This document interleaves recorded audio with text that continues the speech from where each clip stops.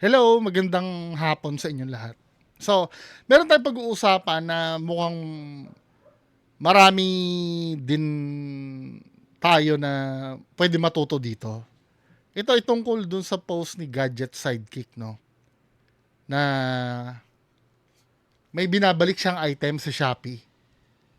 Ako, for your information, qualified ako sumagot dito dahil customer service manager ako ng SM 4 years. Bagamat hindi ko nakabisado yung ano, no, pero familiar ako kung makaka-encounter ako ng problema. Ayon dun sa nalaman ko dati. Pero yung mga batas naman natin, nag-a-update yan eh. O yung mga rules eh. Tandaan nyo, no, hindi pwede yung sinasabi na no return, no exchange. Hindi pwede yon. Kailangan talaga yon. Pero may mga condition yun eh. Yung no return, no exchange. Actually, kahit anong item, discretion ng seller yun kung papalitan o hindi eh. Pero just in case na umayaw si seller na ano, may mga rules tayo na ano na kailangan nating malaman kung tama ba yung pinaglalaban natin o hindi. So ito yung istorya ni Gadget Sidekick. Kilala niyo si Gadget Sidekick? Yung nagre-review ng mga cellphone, ng mga gadgets. Pagka bibili kayo cellphone at magsa-search kayo sa YouTube, malamang nakikita nyo to eh. Ito siya oh, si Sir. Yan oh, siya yung si Sir. So, pakinggan natin yung ano, yung istorya ni Sir dito. No? Sabi niya dito, story time, bought myself a Xiaomi Pad 8. Nung dumating na, may nagpahiram sa akin ng unit niya for review. Fast forward, I filed return refund para Xiaomi Pad 8 Pro na lang replace ko. Para ma-review ko siya. Item is still sealed and unopened. I was declined 6 times by Shopee samantalang nagpapasahan si Xiaomi and si Shopee ng refund authority. In short, ayaw nila. So now I decided to escalate it since lapse na rin yung 14 days ko to return sa kaka-reject nila. I will make a video on this, how to file complaints sa DTI against abusive sellers, be it online or offline sa DTI consumer complaints. Mahabang process ito kasi may mediation pa. So hang in your seats. We are going in for a show. Let's see if the law truly protects consumers. These are real life situations where sometimes di mo alam how to defend yourself pag inabuso ka ng seller. Basta nasa tama tayo as consumers, we can enforce our rights. Totoo ito. Ano yung mga kadalasan na na-encounter kong complaint nun? Pag wrong tag, ano, ito tandaan nyo. Pag pumunta kayo ng SM, o kahit anong retail na ano, na store. For example, ganito, no, nakita mo dun sa item, naka-display halimbawa yung item. Ito, item naka-display. Tapos nakalagay sa presyo niya, 100 pesos. Now, pagdating sa cashier binarel, tit, lumabas 130 pesos na nag-increase. Huwag kayong papayag. Ang babayaran nyo kung ano yung nasa tag. Huwag kayong papayag na pwede nyo ilaban yun. Ang gawin nyo, pumunta kayo doon sa display, picturean nyo.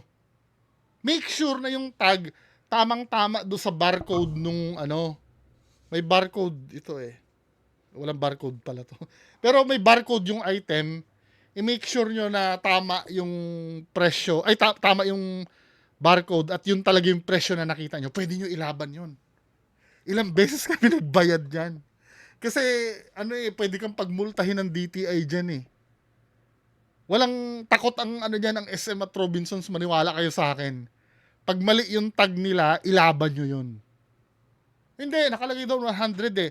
Tapos ipipilit pa nung cashier na, hindi lang po kasi na-update. Aba, problema ko na hindi nyo na-update yan. Eh, yan na nakita ko eh. Pwede nyo ilaban yun. Tawag kayo na supervisor. pagbibigyan kayo ng 100% kung ano yung nakita niyong presyo. Ngayon, may pilosof mo naman natatanong paano kung 100 sa display nung binarel 90 na lang?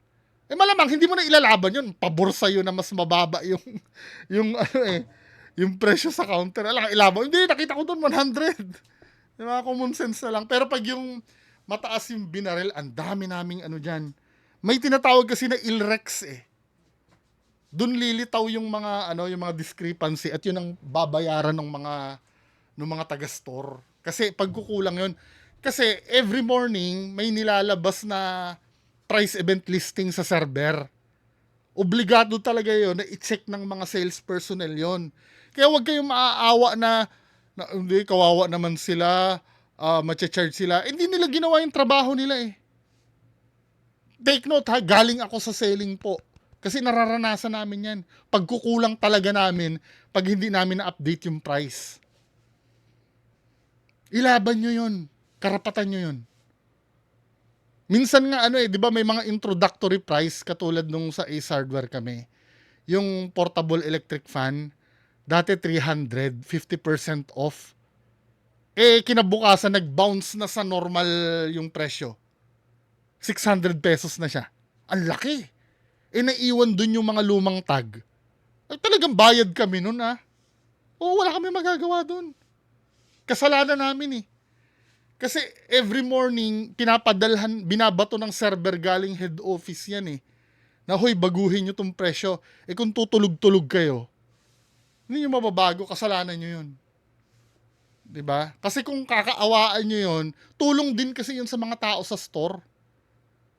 Kasi dun sila matututo pag nagbayad sila Pero kung laging palulusutin at palulusutin yun, magiging tamad yung mga tao dun. Yan ang unang tip ko sa inyo. Tapos, kapag magsha-shoplift kayo, sorry hindi, yung tingnan nyo yung barcode. Yung barcode na sticker, kapag may X doon, okay lang na i-shoplift yun. Kasi wala namang inventory yun, consignor yun Merong inventory sa consignor yun. Pero, walang mababawas na doon. Walang macha-chargean doon. Loss ng consignor yon. Pero pag yung mga outright, yun ay ibabawas sa mga personnel. 'Di ba? Pag consignor, kahit na shopliftin lahat yun, okay lang. Minsan nga, kami yung, halimbawa, yung mismong, namin to operations manager namin to yung mataas na, sa amin, papasok yun, may damage yung sapatos niya. Uutusan lang kami na, kumuha ka nga ng dyan, ng Mighty Band. Gagamitin yung Mighty Band. Tapos, ang importante nun, yung packaging. Kasi pag nanakaw pa rin yung technically Kahit pa sabi mo walang inventory yon. Kaya lang, yung packaging nun, pag nakita ng guard yon, kasi hindi namin, ang guard kasi ng SM, third party yon. 'Di ba? Yung mall ang nagma-manage do sa guard Hindi namin kaano-ano yung guard. Kaya pag nahulihan ka ng pilferage yung packaging na yari ka. Ang gagawin namin doon, halimbawa ginamit namin yung Mighty Band sa personal use. Di loss na yon Tatawagin namin yung maintenance, yung janitor. Pumunta ka doon sa warehouse. Gupitin mo to. Gugupitin niya yun ng pinong-pino. Ito sinasabi ko sa inyo yung teknika. Yung talagang halos maging powder na yung packaging. Ano ang rasyonale nun? Para pag tinapon sa basurahan, hahalo kayo ng guard yan, walang makikitang packaging. Gugupit-gupitin nyo na sobrang liit. Diba? Sabi sa inyo, may corruption talaga sa At ang nagturo sa akin ng superior ko pa operations manager ko pa. Ang nagturo sa akin ng mga ganung bagay. Minsan nga, kape Diba? Kumuha kang kape dyan. Wag yung wag yung consignor ang kunin mo. Anyway, balik tayo dito. Diba? Ano nga pinagtuturo ko sa inyo? So dito, ang senaryo kasi dito, bumili siya ng Xiaomi Pad 8. Kaya lang, na-review niya na. Gusto niyang palitan ng Xiaomi Pad Pro. Ire-replace niya. Ano pa naman daw, sealed and unopened. Hindi niya pa naman nabubuksan, kaya gusto niyang palitan. Ito, para sa akin, kapag normal na store, yung halimbawa sa mall, pwedeng pagbigyan ito Kasi discretion naman ng ng store yan na hindi naman nabuksan palitan na lang natin para walang problema.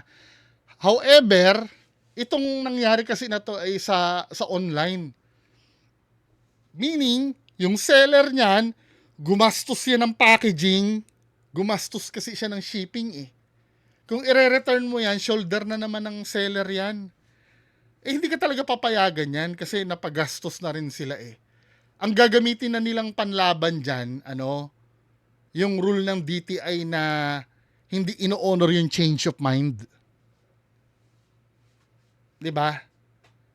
Ganun kasi yung lalo na pag mamahalin yung binili. Pwedeng i-impose ng ng seller yung yung change of mind, hindi ino-honor sa no return no exchange.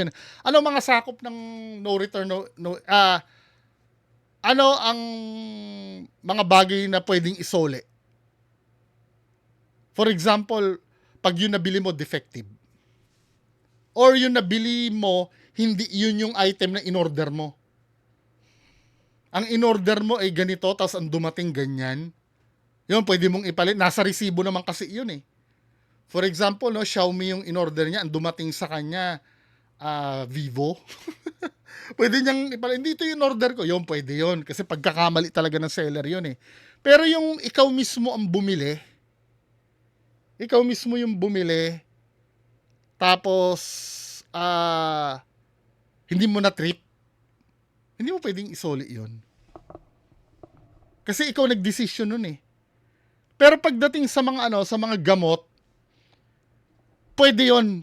Pwedeng kahit na hindi mo kasi may nangyari kasi sa amin nun, gamot siya, hindi gamot, naman, gatas naman ng bata. Yung pang premature na gatas, yung non-pro. Sinusoli sa amin, hindi naman nabuksan. Bakit sinusoli? Namatay na daw yung bata. Syempre, di ba? Alam nga, ipilit mo na, valid naman yung reason niya Okay lang yun. Hindi na nagamit kasi patay na yung bata. Okay yun. Pati sa gamot din, ganun. Pero kung halimbawa yung ganito, decision mo yan, binili mo yung Pad 8 na yan Tapos, pagdating doon gusto mong palitan, hindi pwede. Yun ang hatol ko dito Pero pagka yung mall yan, yung ikaw naman ang gumastos ng pamasahe, nasa pag-uusap nyo ng seller yan Kung pwede naman na palitan mo na lang since di naman na open at pakikisama ko na sa'yo, pwede ko naman ang hindi i-apply yung rules 'di ba? So ito, nung nabash si Kuya, nag-e-explain na siya dito. Nag-post ako kanina ng return refund experience ko sa Shopee, and there's a mix na reaction from yung mga followers natin. There's positive, there's negative. And well, honestly, sinasabi naman nila na change of mind is not a valid reason for return. But ready tayo dyan sumagot. Ito ang papakita ko sa inyo. Now, for transparency, ito ang product na binili natin. It's a Xiaomi Pad 8, na bagong release lang. So, nagmadali ako, bumili ako kasi bago, sale. Gusto ko i-review para sa inyo. And I decided to return it. And para bumili ng Pro instead. Before naman ako mag-return, ito ang guarantee ni Shopee. Free and easy return. Ang dali-dali magbalik sa Shopee, pero pahirapan. Ito, direct na to mismo sa page, sa product link mismo na Xiaomi Pad 8. Free and easy return, Returns are completely free with no need to contact the customer service or sellers. Direkta mo lang kausapin si Shopee, sila na magpa-process. Pero nakalagay dito may asterisk na terms and conditions apply eh. Ang tinutukoy, for me, no, ang tinutukoy na free and easy returns dyan, excuse me, ang tinutukoy na free and easy returns dyan, kapag defective yung item, or mali yung item na diniliver sa'yo, hindi yung nagbago ka lang ng isip. Kaya ka nire-reject ng kaya ka nire-reject ng Shopee kasi nga, siguro, kasi pag nag-request ka ng ganyan, sasabihin ng Shopee kung ano yung reason mo eh. Naranasan ko na yan. Pwedeng may reason kung bakit pinapalit mo. 'Di ba? Dito kasi mukhang wala ka naman matinong reason kung bakit parang ayaw mo lang. 'Di ba? Hindi pwede. Kung babasahin natin yung sa DTI, no, yung sa policy ng DTI, i-zoom ko. Ito oh. Sabi dito, the DTI prohibits, pinagbabawal daw ang no return, no exchange. Pinagbabawal naman talaga. Pwede talagang no return, no exchange. As it is considered deceptive sales and act under Consumer Act of the Philippines. This law mandates the seller must honor their warranties and provide remedies to consumers, including the right to repair, replace, or refund products if they are defective or misrepresented. Pero nakalagay dito, consumers are not entitled to refund or exchange for a change of mind or mistake pag nagkamali. 'Di ba? Unless the seller's policy policy explicitly allows it. 'Di ba? Kung sariling pagkukusa nung seller na sige na nga palitan na natin. Yung sa pakikisama ba, pero kung pag rules ang pag-uusapan, pag nagbago isip mo, hindi namin kasalanan yun. Ikaw mismo ang pumili niyan eh. 'Di ba? Parang dito medyo sablay si Gadget Sidekick. Daw. And so natanggap ko ang package ko last March 8. So may guarantee siya. Pag mall, 14 days return guarantee. Pag non-mall, 7 days return guarantee. And well, after 4 days, naisipan ko na, i-review ko na lang kaya yung Pro para sa mga viewers ko. Mas okay yun. So after 4 days, nag-file ako ng return. And after that, nag-reject sila, and it took me 6 rejection until hindi na ako pwede mo file ng refund and return. And yung terms and condition naman na binasa naman natin. Kailangan buo, walang tamper, walang punit, walang sira, walang dent.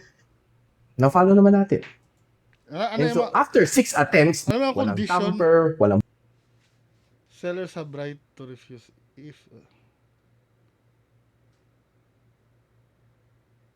completely clearly consume or used. Pero hindi eh. Ang pinag-uusapan kasi dito,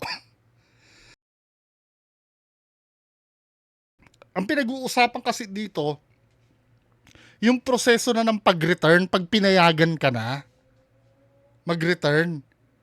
Pero yung reason kung bakit mo i-return, hindi ito yung pinag-uusapan dito. Hindi talaga ina-accept yung change of mind. Unfair kasi yun sa seller. punit, walang sira, walang dent. Na-follow naman natin. And so, after 6 attempts, binigyan ko si Shopee ng 6 attempts, no? Until hindi na talaga kaya, pinagpapasahan ako ng seller tsaka ni Shopee. Seller, Shopee. No? Mas madali daw mag-return sa Shopee. Ang dali-dali daw na pahirapan. So, I decided to push this one kay DTI. No return, no exchange policy. So, yun, sinabi na natin ang complaint natin sa DTI. Binigyan natin ng 6 chances sa Shopee. Talagang ayaw nila. Madali daw mag-return, pero pahirapan talaga. Hindi niya nagigets, no? Madali mag-return kung defective, napatunayan mong defective yung item mo. So, abangan natin, no, kung ano ang isasagot ni DTI. This is more of a consumer protection na awareness na video. Yung mga naghuhusga na change of mind doesn't entitle you to do so or blah blah blah, abangan na lang natin kung ano sabihin ni DTI. Let them mediate, no? Pupusta ako dito, hindi ka papabura ng DTI. 500. Pusta ako 500, hindi ka papabura ng DTI. Malinaw yung change of mind. Nagkamali ka ng bili mo. Or, hindi mo lang nagustuhan yung binili mo eh. Diba? Hindi pwede yun. Itong nangyari sa akin, and probably it might happen to you, no? Sa mga abusive na sellers. So, abangan na lang Hindi natin. naman pagiging abusive yun eh. Sa'yo nang galing yung problema, sir eh. Diba? Kaya anong tingin nyo doon, mga men? Siya yung nagkamali ng bili eh, or ayaw niya na nung binili niya. Tama yung binili niya ayon sa kanya. Anong nangyari lang, ayaw niya na. Tapos ngayon, tatanggihan niya. Unfair naman yun. Ako, bet ko, hindi ka papanigan ng DTI. Bet ko. Anyway, yan lang ang pag-usapan natin ngayong hapon. Magandang hapon sa inyo lahat. Bye-bye!